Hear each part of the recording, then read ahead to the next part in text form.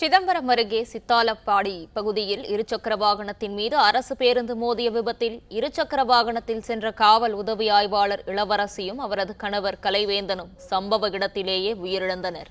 இது தொடர்பான கூடுதல் விவரங்களை தருகிறார் செய்தியாளர் செல்வகணபதி. முழு விவரங்களையும் பதிவு பண்ணல.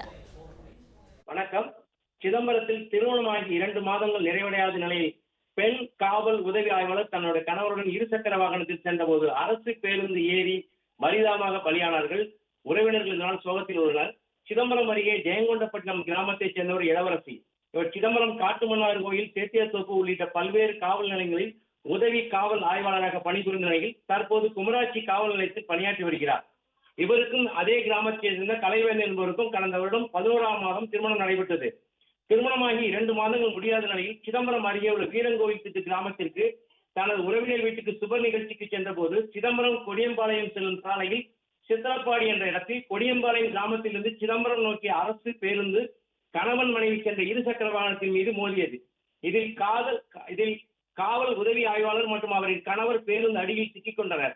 இதில் காவல் உதவி ஆய்வாளர் தலை நசுங்கி சிதறி பேருந்து அடியில் இருவரும் சிக்கியதால் இருவரும் சம்பவ இடத்திலேயே பரிதாபமாக உயிரிழந்தனர்.